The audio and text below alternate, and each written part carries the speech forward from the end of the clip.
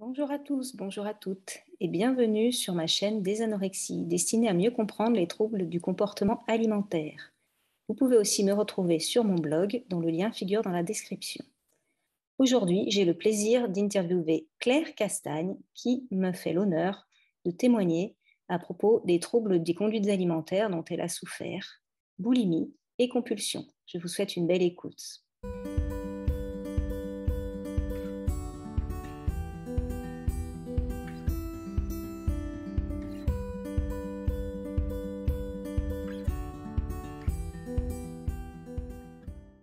Bonjour, donc là, je suis aujourd'hui avec Claire Castagne du blog eurocoach.fr. Donc, je suis vraiment très contente que Claire ait pu me rejoindre et ait répondu à mon invitation.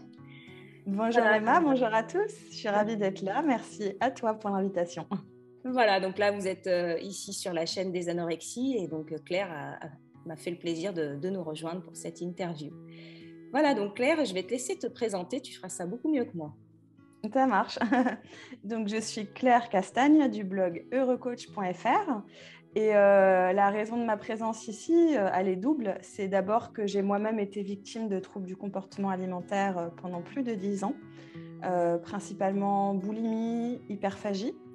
Et puis aussi parce que je suis par la suite, donc j'en ai guéri il y a des années maintenant et je me suis reconvertie pour aider d'autres personnes en tant que coach à à guérir des compulsions alimentaires. Donc voilà. Impeccable. Donc, je vais revenir un peu sur ton parcours avec les troubles alimentaires de façon un peu plus précise. Donc, tu as souffert de boulimie et de compulsion. Alors, je ne sais pas si c'était en même temps. Est-ce que tu peux nous parler un peu de l'histoire de façon générale? Quand est-ce que ça a commencé? Vers quel âge Bien sûr. Ça a commencé? Bien sûr. Je pense que comme beaucoup d'autres personnes, dans ce cas, ça a commencé à l'adolescence, donc vers peut-être 16 ans. Je me souviens particulièrement d'une remarque anodine en apparence de mon médecin généraliste sur mon poids, qui m'a dit « Tu n'es ni grosse ni maigre ». Et mon cerveau a interprété tu n'es pas maigre, donc tu es grosse. Donc absurde, hein, mais c'était comme le détonateur d'un terrain fertile où en fait j'avais besoin peut-être d'évacuer une certaine pression, voilà, une histoire difficile, par une addiction qui a été finalement la nourriture, dans mon cas, un refuge. Où j'ai commencé à manger des grandes quantités de biscuits, de choses sucrées, mais surtout de manière incontrôlée, hein. C'est ça pour moi qui caractérise le trouble, c'est la perte de contrôle et le sentiment de culpabilité. Oui. Donc voilà comment ça a commencé à l'adolescence et puis, même si je pensais le cacher, hein, puisque ça se fait en cachette, on se sent coupable et honteux. Donc, je m'enfermais dans ma chambre, je m'isolais. Mais forcément, ma famille, donc mes grands-parents qui m'ont élevée, ben, ils n'étaient pas dupes, hein. Ils ont eu la délicatesse de pas, peut-être de faire comme si, parce que ça aurait été trop douloureux pour moi d'être confrontée la majeure partie du temps. Mais voilà, disons que c'est un fardeau qu'on porte beaucoup seul, je trouve. Et donc, tu avais des crises de vomissement également puisque Alors la non, boulimie se définit par des crises éliminatoires, enfin en général de oui, vomissement. Après, il peut y avoir de c'est ça. l'hyperactivité ou d'autres moyens d'éliminer. Voilà, en fait, la différence entre la boulimie et l'hyperphagie, c'est que dans la boulimie, on va chercher à compenser pour limiter la prise de poids, même si c'est super mauvais pour la santé et que c'est souvent pas non plus efficace, hein, je tiens à le préciser. Dans mon cas, j'ai jamais réussi à me faire vomir, donc j'utilisais des laxatifs. Voilà. Et puis par période, c'était avec du jeûne ou du sport. J'ai toujours été très sportive. Donc forcément, avec mon trouble, la démarche du sport, ça a été aussi, en plus d'être un plaisir, de me dire je vais limiter les dégâts. Mais bon, ça ne m'a pas empêché de prendre beaucoup de poids, hein. Je crois que j'ai dû arriver à plus de 90 kilos au sommet d'une dépression à l'époque. Et voilà. Donc finalement, tu identifierais peut-être l'état, le mal-être et l'état un peu de dépression qui serait antérieur à l'épisode de boulimie. ou c'est venu en même temps? En fait, je pense que la cause, enfin, c'est pas, je pense pas qu'il y ait une cause unique. Je pense que Bien c'est sûr, vraiment multifactoriel. tout à fait. De mon expérience, je pense qu'il y a beaucoup un terrain d'hypersensibilité. Mmh. Il n'y a pas forcément un traumatisme, hein. Parfois, on accuse la famille et tout, mais dans mon cas, j'ai été aimée par mes grands-parents qui m'ont élevée. Après, voilà, j'ai une histoire familiale un peu hors norme, puisque justement, je n'ai pas été élevée par mes parents. Donc, ça a été douloureux pour moi. Maintenant, est-ce que c'est ça la cause? Je ne pense pas qu'il y ait une cause unique. Je pense qu'il y a aussi le contexte social pour les femmes qui nous demande d'être minces pour nous sentir belles. Et aussi le fait que, à cette époque, à l'adolescence, j'ai testé des régimes, comme je pense beaucoup de femmes. Et c'est ça, plus ça, qui a fait que. Et on se retrouve piégé. Mon analyse et le fait que j'ai réussi à en guérir, c'est de me dire, OK, en fait, la compulsion, elle arrive parce qu'il y a restriction. Exactement. Même si ce n'est pas une restriction réelle où on va quand même manger beaucoup, en fait, ça va être dans notre tête Oui, où elle on peut va être catégoriser les aliments. Il y a des bons aliments, il y a des mauvais aliments. Je dois manger à telle heure ou pas à telle heure ou de telle façon. Et on est des humains, on n'est pas des robots. Donc, s'il y a le déclencheur, mettons, je me dis le chocolat, c'est interdit, ça va me faire grossir. Dans un contexte, je ne sais pas, au restaurant avec le café, mettons qu'il y a un petit chocolat, je vais le manger. Et là, ça y est, dans ma tête, je vais vriller. Je vais me dire, ça y est, c'est foutu, j'ai mangé un chocolat. Et donc, je vais faire une fixation sur le chocolat. Je vais partir m'en acheter pour faire une crise le soir. Voilà un exemple. Et puis le lendemain, je vais m'en vouloir, je vais me restreindre. Et c'est une boucle sans fin, en fait. Tant qu'on est coincé dans ce schéma de restriction, on va continuer à faire des compulsions. On Donc, sent vraiment du vécu, hein, parce que voilà, comme moi en ce moment je me forme là sur les troubles du comportement alimentaire et c'est bien, très bien expliqué comme tu l'expliques, on sent vraiment que ça a été vécu dans ta chair. ça, Donc, oui. sinon, la restriction, elle peut être seulement mentale, hein, c'est vraiment, on met le doigt dans un engrenage qui peut être une spirale infernale, hein, vraiment. Donc, Exactement. Et on a tendance à prendre le problème à l'envers. Quand on est le nez dedans, et ce qui est normal, on ne se rend pas compte. On pense que le problème, c'est la compulsion. Donc, on cherche à restreindre. Et plus on résiste, et plus on va craquer. ouais. Et en fait, c'est la restriction, c'est là-dessus qu'il faut agir. Il faut se donner la permission inconditionnelle de manger, de se nourrir. Ouais. Et pour ça, il faut faire un travail en parallèle sur la peur de grossir qui caractérise, je pense, tous les TCA, à ma connaissance en tout cas. Et lorsqu'on arrive, et c'est très difficile, hein, à se libérer de la peur de grossir, en mettant la balance de côté, en se donnant de l'amour inconditionnel, en relativisant une prise de poids, etc. Voilà, on commence à s'autoriser à manger, à honorer notre faim. Et en tout cas, moi, c'est comme ça que j'ai pu guérir. Je suis passée par une phase de lâcher prise où on se fait un kiff total parce que ça y est, on lâche les vannes et volontairement, on va s'autoriser des plaisirs et même de façon thérapeutique, en fait, Tout à pour fait. se rendre compte que notre corps, notre cerveau, au bout d'un moment, de lui-même va dire stop. Et aujourd'hui, je suis capable d'avoir, je crois que ça fait un mois, j'ai un paquet de chamallows dans mon placard pour faire une recette. J'ai pas eu besoin de craquer dessus en crise parce que je me dis, OK, si je veux refaire cette recette, je me rachète et ainsi de suite et je m'interdis plus rien. Ça se régule tout Donc, seul. voilà. Ouais. Bon, c'est super. Et alors, je voudrais savoir, quand ça a commencé, tu as eu du soutien de tes amis, tu as des amis à qui tu as pu en parler autour de toi à l'époque, ou Très tu es peu, je restée pense. cachée Non, pour moi, c'était vraiment quelque chose de tabou. Donc, ma famille proche le savait, et encore que c'était pas un sujet de discussion facile, puisque voilà, je suis quelqu'un d'assez susceptible en plus, donc c'était compliqué. Et mes amis, je pense peut-être un ou deux, mais le problème, c'est que si on a le courage de s'ouvrir à son entourage, on peut être confronté à une incompréhension. Les personnes sont de bonne volonté, elles veulent vous aider, hein, la plupart du temps. Mais il peut y avoir des mauvais conseils. On peut te dire non, mais c'est une question de volonté, par exemple. Voilà, ou fais un régime, ou fais ci, ou fais ça. Enfin, Alors que non, c'est pas ça qu'on a besoin d'entendre. Tout à fait. Ouais. Donc voilà, ça n'encourage pas tellement finalement. Après, il y a l'entourage médical, donc ça, je pense que c'est important aussi. Voilà, je voulais en venir là. Du coup, t'es resté combien de temps avec ce trouble avant j'imagine que tu as pu te rapprocher de professionnels de santé. Comment ça s'est passé ensuite pour sortir de cet engrenage? J'ai eu la chance d'être guidée, même jeune, hein, peut-être même avant que mon trouble commence, de par mon histoire familiale. Mes grands-parents m'ont fait consulter une psychologue très jeune, enfin à l'adolescence, quoi. Et ça a duré quelques années. Et puis j'ai arrêté, j'ai fini par sécher les séances. C'était pas correct, mais bon, c'était dur et j'étais arrivée au bout de quelque chose.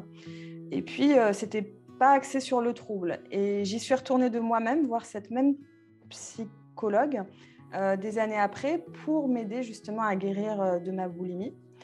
Et j'ai entrepris un nouveau travail qui a duré 5 ans, qui m'a beaucoup aidée dans plein d'aspects de ma vie, mais pas sur mon trouble. Et j'ai un peu tout testé, hein. J'ai testé les thérapies cognitivo-comportementales. Cela dit, je ne critique pas, hein. Je pense que ça peut être efficace et ça m'a aussi aidée. Dans mon cas personnel, la chose qui m'a vraiment permis d'en guérir après quand même plus de 10 ans, hein, donc c'est extrêmement long, c'est le coaching. Ouais. C'est un coaching en ligne. C'est un coaching en ligne, étape par étape, qui m'a fait comprendre ce que j'expliquais sur la permission inconditionnelle et avec des exercices pratiques. Et voilà, donc les solutions peuvent être différentes, mais en tout cas, je ne sais pas s'il y a un manque de formation, peut-être, de beaucoup de médecins sur le sujet, ou si c'est ma personne, ou en tout cas, ça m'a aidée dans d'autres aspects de ma vie, mais pas dans celui-là, je pense. D'accord, très bien. Et ce coaching, alors finalement, tu l'as fait vers quel âge? C'est très intéressant. C'est reconnu par les médecins dans les formations. Il faut recueillir tous les outils qui te parlent, qui peuvent t'aider. Donc, le coaching n'est pas du tout mis de côté, au contraire. Après, il faut toujours essayer si le trouble est sévère ou par exemple, il y a des fois des hypokaliémies suite au vomissement. Alors, ce n'était pas ton cas, puisque toi, tu n'as jamais eu des vomissements, mais parfois, il y a des baisses de potassium là, qui peuvent être vraiment vitales. Donc là, il faut s'entourer de médecins ou aller consulter à l'hôpital si nécessaire. Donc, pour revenir aux outils, le coaching est bien mentionné dans les outils qui peuvent aider les gens parce qu'ils ne se sentent pas... finalement, c'est une question de perception de la personne aussi. Elle ne se sent pas... jugé par un professionnel de santé qui normalement ne juge pas, mais d'ailleurs il ne juge pas la plupart, mais c'est la perception qu'en a la personne finalement. Donc oui. C'est vrai que ça c'est intéressant de le savoir. Donc ce coaching, tu l'as entrepris vers quel âge? Vers 30 ans, j'en ai 35 aujourd'hui. Il y a eu d'autres étapes de ma vie juste avant, je ne sais plus exactement dans l'ordre, mais j'avais couru un marathon aussi qui a été une première étape de libération, puisque pendant toute ma prépa marathon, je me concentrais plus sur l'alimentation comme carburant. Et du coup, j'ai plus de compulsions pendant ces 6 mois. Et après, c'est revenu parce que je suis passée à la muscu avec une dimension très physique d'objectif. Mais du coup, vers 30 et quelques années, j'ai fait ce coaching. Et l'avantage, justement, c'est que ce programme avait été créé, comme moi je compte le faire, du coup, par une personne qui en a elle-même souffert. Et donc, elle sait de quoi elle parle, elle l'a vécu, et elle sait aussi comment elle a pu guérir, et elle a dégagé des outils. Et c'est pour ça que moi aussi, je compte créer mon propre programme de par mon expérience propre, plus aussi le yoga, puisque je suis aussi prof de yoga. Et voilà, et on en parlait avant l'interview de la dimension corporelle, à quel point c'est important aussi dans la guérison. Il faut revenir dans son corps en fait. Faut des fois laisser débrancher la tête et puis revenir dans le corps et retrouver les sensations de bien-être. Il faut que le corps soit son meilleur allié finalement. C'est ça. Un vecteur d'émotions positives, de bien-être. Il faut savoir en prendre soin et ça, c'est vraiment super important. Donc, super. Donc, du coup, on va rebondir plus précisément sur ton parcours maintenant que tu es sortie des troubles alimentaires. Mhm.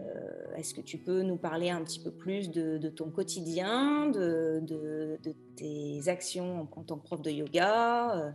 Voilà, je Mhm. te laisse expliquer ça. Mhm. Bah oui.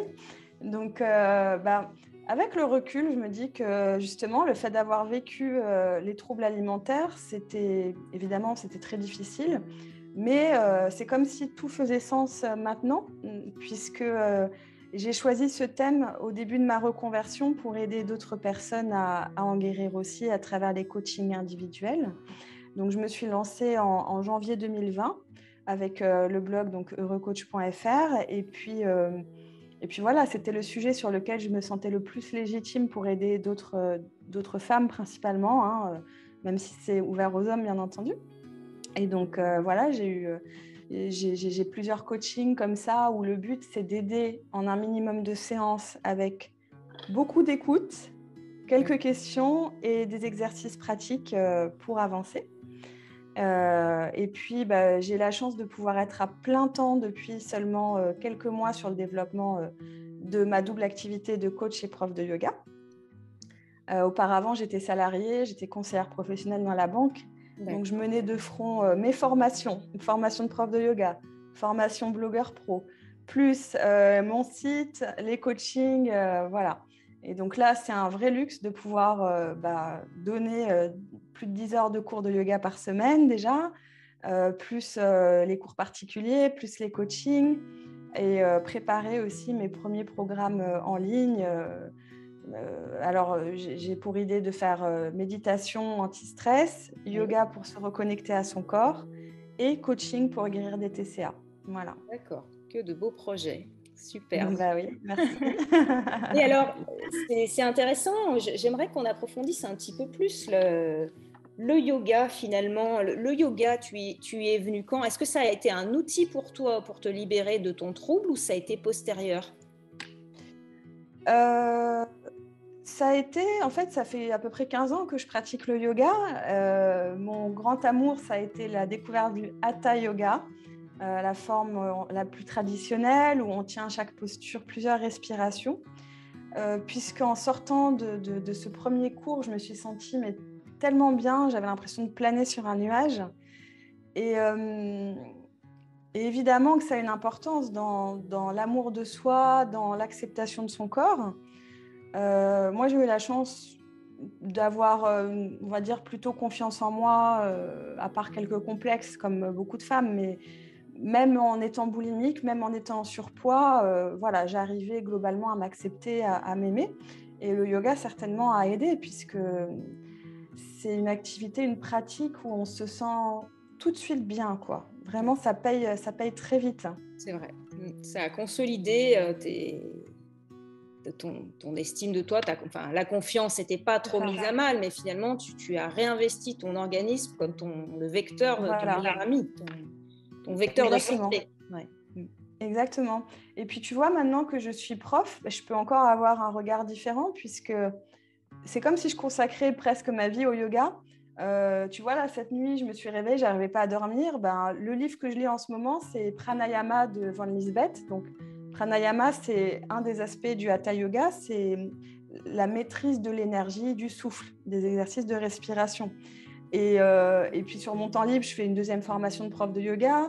Et en fait, tout ça pour dire que le yoga, c'est devenu une vraie passion, un vrai moteur dans ma vie. Et la guérison des troubles du comportement alimentaire, il y a plusieurs années, a permis de libérer en moi un espace mental. Et ce que je redoutais avant de guérir, c'était que ça laisse un vide et peut-être une nouvelle dépression. C'est la Et en crainte de beaucoup de réalité, personnes d'ailleurs. Oui. oui. Et puis, c'est pour ça que je tiens à partager ce message d'espoir, c'est de dire que non, justement, c'est un mal connu, donc c'est plus confortable parfois d'être toujours dans le même problème. Mais ce n'est pas parce que vous allez sortir de ce problème qu'il va y en avoir un autre. Au contraire, peut-être que ça va vous ouvrir des nouvelles perspectives dans votre vie, que vous allez vous découvrir un talent, une passion et qui sait peut-être mener aussi à une reconversion professionnelle où vous allez vous éclater, faire ce que vous aimez tous les jours de votre vie. Et c'est tout ce que je vous souhaite parce que c'est tellement merveilleux. Ouais, c'est magnifique. Ouais. Effectivement, alors tu parlais des pranayama, mais c'est vrai que c'est une dimension qui est très importante dans la restauration du calme intérieur, finalement, cette pratique-là du yoga, que moi je Tout à pratique fait. également. D'accord. Ça vraiment, ça diminue, ça calme les tensions, ça régule le système émotionnel, et ça régule le système sympathique et parasympathique, hein, sans Oui, forcément qu'on le sache, mais une fois qu'on le sait, exactement. là, on comprend qu'on l'a expérimenté finalement. Donc, est-ce que tu Oui, veux parler de ce point-là éventuellement bien sur les sûr. pranayama? Alors justement, dans le livre là, que je suis en train de lire, et je conseille cet auteur André Van Lisbeth à tous ceux qui veulent lire autour du yoga ou même qui débutent, parce que c'est vraiment un auteur hyper pédagogique. Et donc, effectivement, il parle exactement comme tu viens de dire de cette dimension apaisante sur le système nerveux du pranayama, mais aussi il conseille, et je conseille aussi, de pratiquer les postures. La dimension des asanas est importante parce qu'elle va nous aider à évacuer peut-être un trop-plein d'énergie et même à faire circuler l'énergie différemment dans le corps.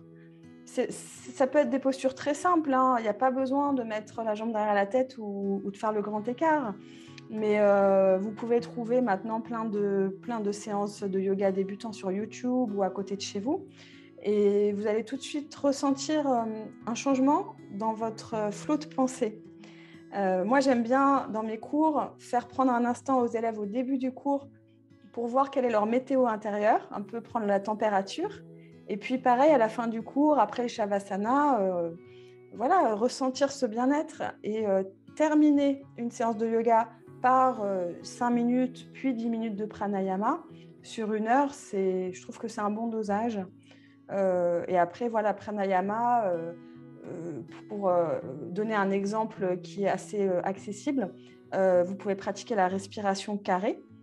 Donc, on dessine un carré. Par exemple, au début, on fait 4 secondes, inspire, 4 secondes, retient poumon plein, 4 secondes, expire et 4 secondes, retient poumon vide. Et tu continues comme ça. Tu peux faire ça pendant 5 minutes. Et petit à petit, on va allonger peut-être 5 secondes, 6 secondes, mais jamais en forçant, toujours dans la douceur et dans la bienveillance. Ouais. Alors ça, c'est important. Je reviens sur cet aspect-là, jamais en forçant, toujours dans la douceur et dans la bienveillance. Le message, notamment sur les personnes qui souffrent de troubles alimentaires, que ce soit de l'anorexie sévère ou de la boulimie vomitive, potentiellement, il peut y avoir des baisses de potassium, c'est de ne pas forcément pratiquer tout seul si vous êtes en situation délicate. Oui, Notamment, voilà, dans les hôpitaux, la yoga thérapie est utilisée aussi dans certains hôpitaux et oui, l'utilise de façon adaptée à la personne. C'est-à-dire que c'est ça. une personne qui est complètement dénutrie, qui a 30 de fréquence cardiaque, sincèrement, il faut, voilà, à part pratiquer, Pas de rétention. voilà, Et toujours sous la supervision d'un professeur expérimenté ou de professionnel médical. Voilà. voilà, exactement. Donc, si jamais les auditeurs là sont en situation difficile, délicate, avec un TCA qui est sévère, il faut toujours demander, bien sûr, conseil médical ou faire de la yoga thérapie, mais encadrée. C'est-à-dire que ils vont utiliser une activité physique adaptée. Ils ont des éducateurs pour ça, des personnes spécialisées dans les hôpitaux qui vont pouvoir savoir comment il faut agir en fonction du trouble. Après, si le TCA est moins important, qu'il est moins sévère, bah, effectivement, vous pouvez aller glaner toutes ces pratiques qui sont parfois très bien faites pour certains enseignants sur YouTube. Voilà, pour vous-même vous aider à cheminer, à avancer vers un état de mieux-être. Le yoga, c'est vraiment un outil exceptionnel qui permet de faire la jonction corps-esprit, puisque c'est le sens du mot, hein, Jung, yoga, l'union entre le corps et l'esprit, et c'est fondamental de retrouver ce lien qui a été perdu ou malmené chez les personnes atteintes de troubles alimentaires.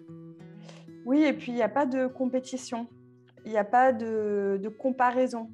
C'est vraiment, on est guidé par nos propres sensations. Et j'aime beaucoup pratiquer les yeux fermés et je conseille aussi, enfin, peut-être pas dans tous les cours, mais en hatha yoga ou en yin, ça peut s'y prêter.